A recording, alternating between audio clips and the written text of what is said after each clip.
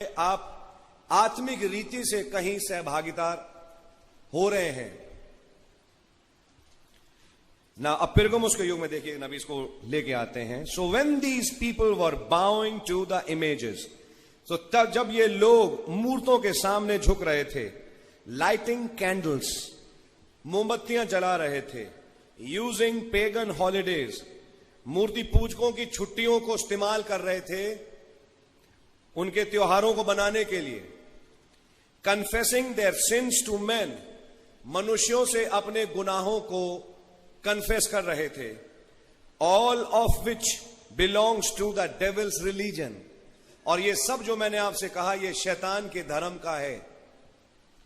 They were partakers with the devil and not of the Lord, वो शैतान के साथ सहभागी थे और प्रभु के साथ नहीं।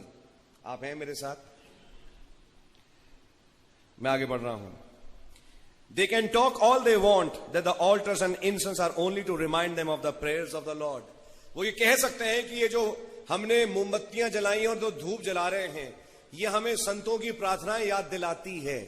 ये उनका तर्क हो सकता है क्योंकि वहां कुछ थे जो कहते थे, और whatever they think it means, या जो कुछ वो सोचते हैं, and they can say that when they pray before the image it is just for the sake of emphasis.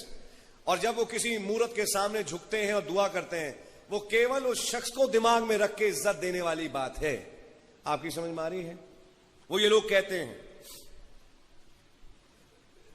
And that when they confess to the priest it is really to God they are doing it in their heart. और जब वो एक याजक से अपने गुनाह confess कर रहे हैं तो एक्चुअली वो खुदा से कन्फेस कर रहे हैं, वो याजक से नहीं कर रहे हैं। ये उनका तर्क है। भाई ब्रैनम कह रहे हैं उनका तर्क है कि वो तो प्रभु से कर रहे हैं, वो याजक से थोड़ी ना कर रहे हैं confess. They can say what they want, वो जो चाहे कह सकते हैं, but they are partaking in the well known Babylonian satanic religion. लेकिन वो सहभागी हैं बहुत ही जाने माने बाबुल के शैतानी धर्म में। क्या आपको मालूम वचन के अनुसार आपको अपने गुनाह याजक से कन्फेस नहीं करना है? ये बाइबल की टीचिंग है। बाइबल के अनुसार जिसके विरोध में किया गुनाह, हां अगर गुनाह याजक के विरोध में किया, पूरी कलीसिया के विरोध में किया तो याजक से बात बोलनी पड़ेगी, लेकिन जिसके विरोध में किया आप उससे कन्फेस करें। ये बाइबल है। लेकिन अपने गुनाहों का रियल कन्फेशन खुदा के सामने है। आपका कन्फेशन खुदा के सामने है। आपका कन्फेशन आपके याजक से नहीं, जैसा रोमन कैथोलिक्स करते हैं। वहां एक बॉक्स है जहां पे एक याजक बैठता है, उसके सामने आते हैं और वहां पे वो घुटने के बल बैठ के अपने गुनाहों को उस प्रीस्ट के सामने कन्फेस करता है। ये एक रोमन कैथोलिक डॉगमा है। आपकी समझ में आ रही है? ऐसा लगेगा कि ये याजक मेरे और खुदा के बीच में है, जबकि एक मनुष्य मध्यस्थ नहीं है। मध्यस्थ केवल एक है जिसने जान दी, और इसलिए कन्फेशन उस प्रभु यीशु मसीह से है। उसके लहू में आके अपने गुनाहों का इकरार करें। लेकिन याजकों के सामने आना, इसको एक हैबिट बनाना कि मैं याजक से गुनाह उदाहरण के तौर पे मैंने गुनाह किया निशान भाई के विरोध में, और मैं जाके कन्फेस करूं किसी और से, किसी याजक से, किसी एल्डर से, किसी डीकन से। जी नहीं। आइए हम इन सिद्धांतों को समझें। जिसके विरोध में मैंने गुनाह किया मुझे उससे ही कन्फेस करना है। अगर पति ने पत्नी के विरोध में, पत्नी ने पति के विरोध में, तो पत्नी ने पति से, पति ने पत्नी से कन्फेस करना है। You read the message. भाई ब्रैनम के पास एक बहन आई, ठीक नहीं होती थी। भाई ब्रैनम ने कहा आपकी जिंदगी में ये प्रॉब्लम है, आप किसी दूसरे आदमी के साथ इधर उधर दौड़ी हैं। उस बहन का चेहरा लाल हो गया। उसने कहा भाई ब्रैनम अब मैं क्या करूं, मेरा पति मुझे वापस नहीं लेगा। बोलते चिंता मत करो, जाके कन्फेस करो उससे अपने इस गुनाह का। ये गुनाह तुमने अपने पति के विरोध में किया है। उस पति से जाके बोलो, और जब आप उससे बोलोगे तब तुम्हें चंगाई मिलेगी, वरना चंगाई आएगी नहीं मैडम आपके पास। उसके बाद उन्होंने कहा लेकिन मैं जाऊं कैसे? बोला चिंता मत करो, मैं आपकी मदद करता हूं। जब आप जाओगे आपके पति ने भी यही आपसे कन्फेस करना है, क्योंकि वो किसी औरत से के साथ भाग रहा था। और तब ये गए, इन्होंने एक दूसरे से कन्फेस किया और उसके बाद मसीह में सही हुए। जैसे ही मसीह में ये लोग सही हुए, बहन एकदम ठीक हो गई। Why? कन्फेशन को भाई ब्रैनम ने कहा, भाई ब्रैनम डायग्नोज कर रहा है, वो कन्फेशन नहीं मांग रहा. कम confess. You don't confess to me, you don't confess to the pastor or an elder or a deacon, you confess to the Lord. Or to the one against whom you have done something wrong. जिसके विरोध में आपने गलत किया, उसके विरोध में आप जाइए. And that is why आपको याद हो मैंने कुछ दिन पहले कहा था, अगर आपके अंदर गूदा नहीं, दम नहीं, किस मुंह से जाऊं और उस भाई या बहन से कन्फेस करूं, तो फिर उसके विरोध में सोचते क्यों हो? आपको याद है? Let us understand. इसी कारण तुम्हें बहुत तेरे निर्बल और रोगी हैं और बहुत से सो भी गए. बरकतें नहीं आती.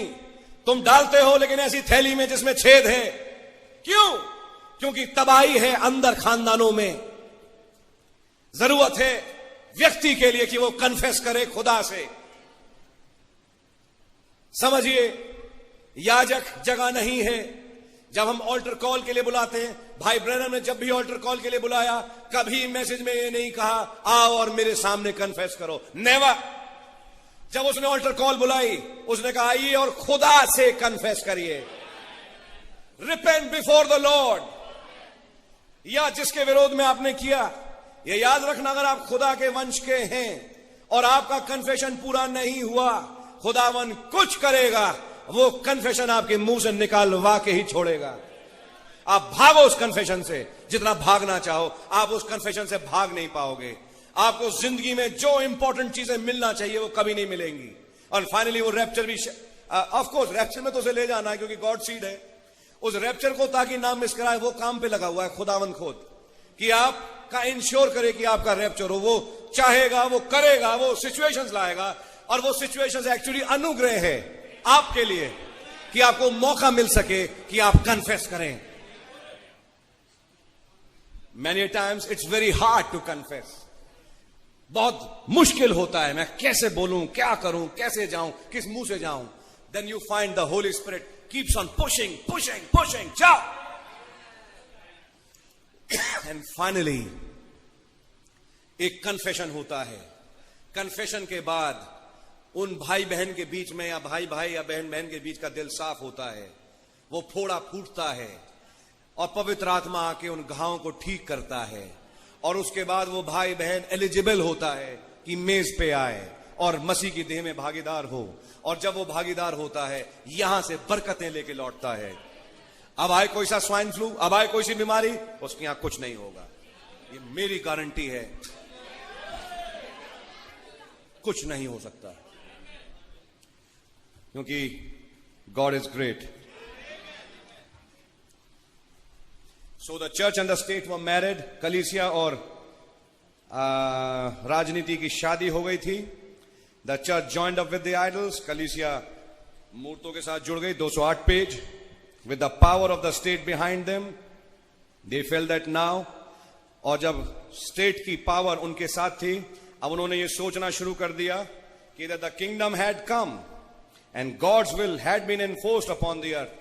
कि जब रोमन कैथोलिक चर्च ने अब स्टेट को साथ में ले लिया और स्टेट की मदद से वो सब पे रूल करने लगी कलीसिया, उसने सोचा, उस कलीसिया के बड़े बड़े बिशपों ने और लोगों ने सोचना शुरू किया कि अब मसीह खुदा की इच्छा पृथ्वी पे पूरी हो गई.